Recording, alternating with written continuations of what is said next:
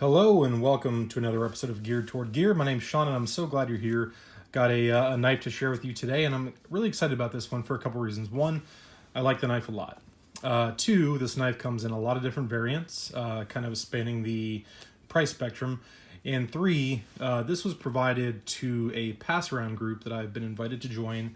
It was provided by Artisan Cutlery. So I do not own this.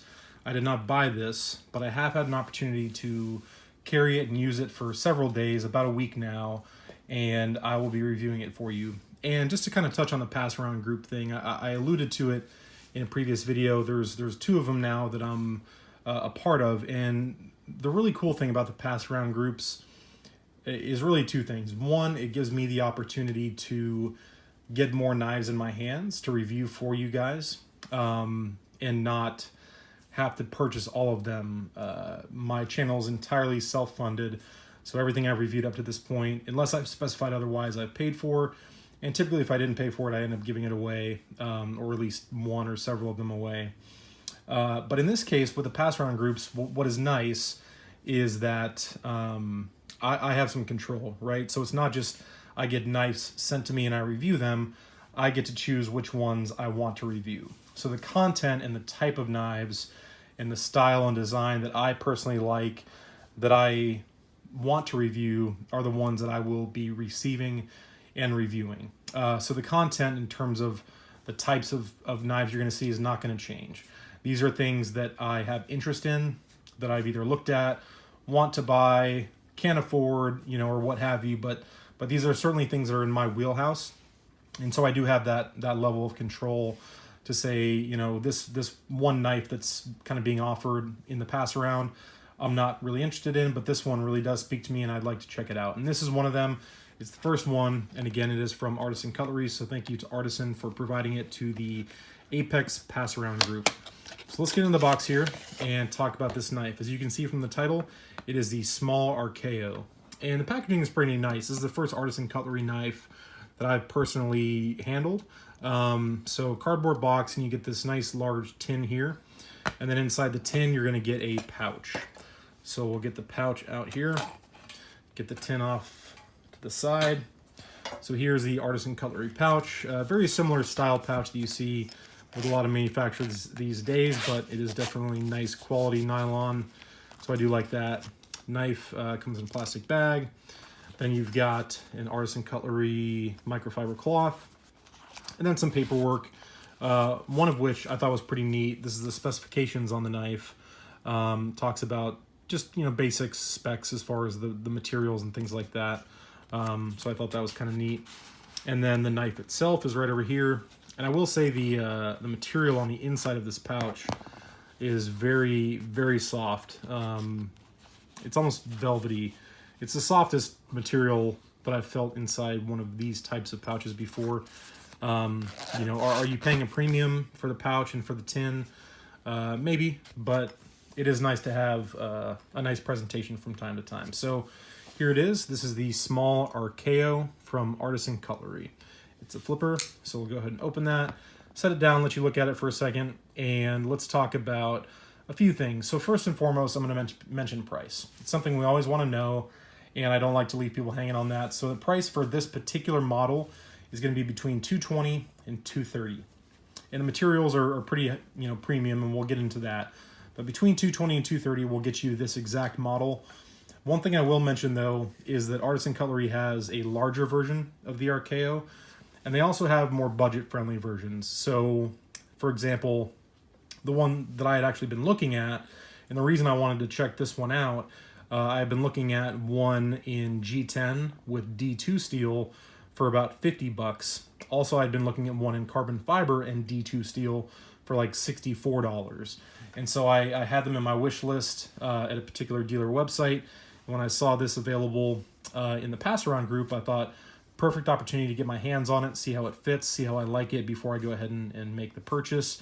I will say, though, after having the more premium version in my hand, I am liking it a lot. The price is high, for me and for a lot of people, $220, but you're getting a lot for that in terms of the materials. So let's start with basic overall specs. Overall length, we're looking at just about 7 inches. I mean, almost right at 7 inches. Blade length is just about 3 inches, and the handle length is just about 4 inches. And this comes in at 2.3 ounces. That's what's advertised. And let's check that real quick and see if we get anything other than 2.3. Typically, it's not exactly what's advertised, but 2.34. So right in that range of 2.3 ounces. So not a heavy knife, and not a large knife. And you guys know I tend to like some smaller knives. 7.5 inches overall length is good for me. So the size I really like, and that's what initially spoke to me when I saw it for sale on a dealer website. So let's talk about the blade. Blade steel is M390, and this knife is designed by a guy named Dylan Mallory. They are made in China, but again, very, very high quality materials. And I was very impressed with the overall fit and finish and function of this knife. And I think I will probably go ahead and at least start by purchasing for myself the more budget-friendly version. Then maybe eventually I'll get one of the more high ends like the one we're looking at here. So blade is M390 steel, and I think we see that on the back side here. Serialized, designed by Dylan Mallory, as I mentioned, M390. So a good premium steel. The finish is going to be a satin finish, kind of a machined satin finish, but it looks really nice. I mean, just really well done on the grinding belts that they use. It's just a nice satin finish. It's a drop point blade. I've seen it advertised as a Warncliffe. Depending on who you ask, right? Let's just call it a modified drop point and stick with that. The grind is going to be a full flat grind. And there is an actual flat up top. So if you have some sort of a sharpening system that requires a flat to grab hold of, then there you go on that. So as far as the blade is concerned, I do like the shape. I like drop points. I like anything in the Warncliffe genre. I do like the size being 3 inches. And M390, I've never had any problems with. It's a steel that I like quite a bit. So the blade for me, all good things. Let's talk about the handle. So we'll talk about the shape of the handle and the ergonomics here in just a second. But let's start with just the basic materials. It's titanium. So everything that's black here is titanium. It's just colored black. And then you've got a carbon fiber inlay. So, and some pretty handsome carbon fiber at that. So that's what we're looking at for the handle materials is titanium with carbon fiber inlays. Let's talk about the lock. So this is a frame lock. And the frame lock has a steel, if I get in close enough, you can see this piece of hardware here, and then you can see that little bit of steel right there. And if I get just the right angle, you may be able to see that steel insert. So it does have a steel insert for both over travel protection as well as your lock face. So the frame lock is actually steel on steel as opposed to titanium on steel, which I like. So it does have that insert, which is good. The lockup, in my notes, as I was taking notes on this knife throughout the week, I used the phrase "holy shit" for the lockup because it's one of the strongest, if not the strongest, I've felt in probably the last month. I mean, I can't explain how strong the lockup is. There is zero, not even a nanometer of play in any direction. I was really surprised and very happy with the lockup, especially considering how nice it is to flip and how easy it is to close. So the lockup is fantastic. The action is going to be ceramic ball bearings. So that's what you're running on there, and it is plenty smooth. The detent on this is kind of right. I don't want to say perfection, but it's kind of, I guess, my preference. So the detent is not quite as strong as like what I mentioned on the Gerber fastball, where it's very, very strong. But it's not weak. I would say like 7 out of 10. 10 being a very, very strong detent, and 1 being a very, very weak detent. It's probably about a 7, which for me is kind of in the range of perfect, in that there's no way it's coming out. It does take a little force to overcome that detent, but once you do, it just flies out every time. I've not had one, misfire, so to speak. So the detent is great, and it comes out plenty smooth on those ceramic ball bearings. Ergonomics. Okay, so this is where, and this may surprise you. So just looking at the profile or silhouette of the handle, it may look not that comfortable.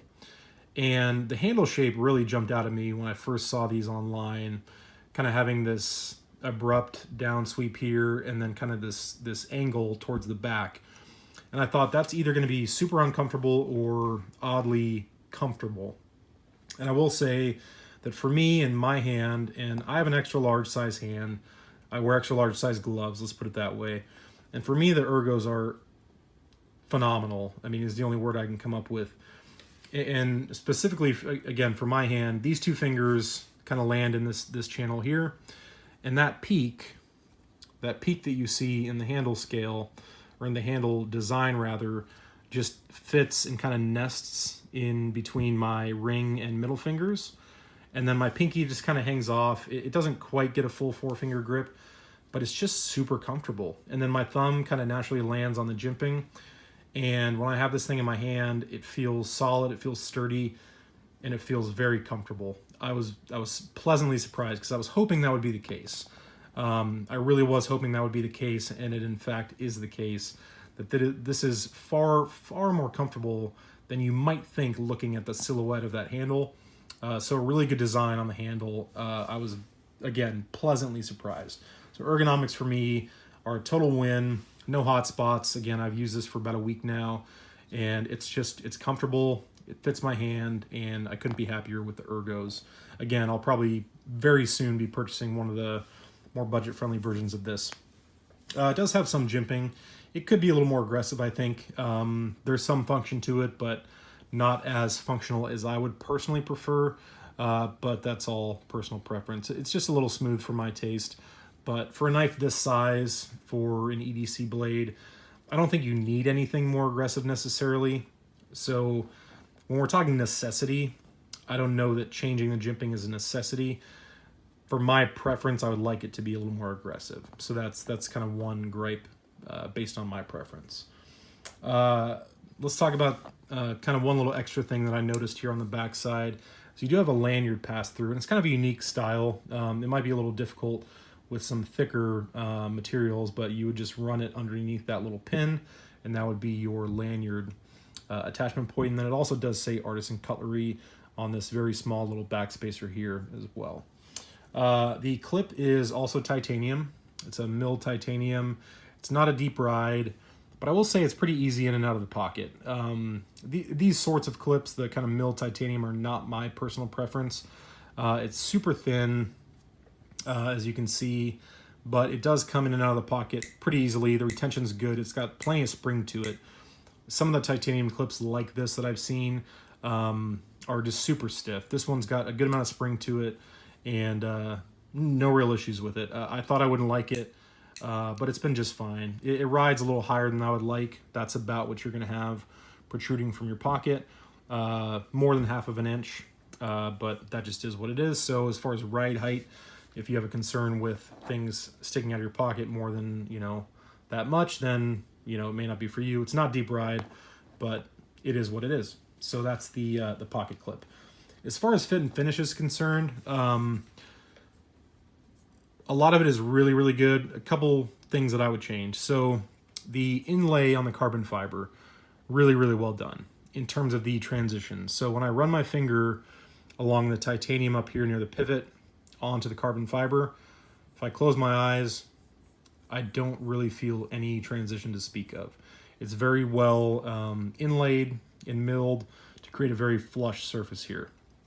The hardware, on the other hand, these two screws here, the one for the back spacer, and then just the body screws, they're not completely flush or recessed, which I would like them to be at this price point.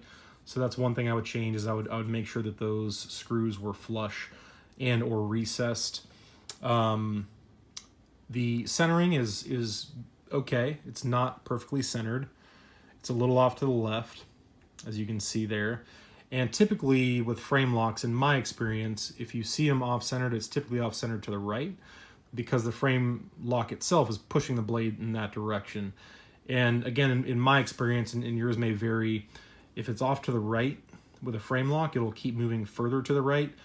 So I would hope and maybe think that this will start to move over a little bit and become more centered, but just to note that it is not, it's not perfectly centered. It doesn't affect the performance or the action in that it's not touching at all. You can see daylight on all sides of the blade, so the action's not affected by that. Just something to note that the centering's not perfect.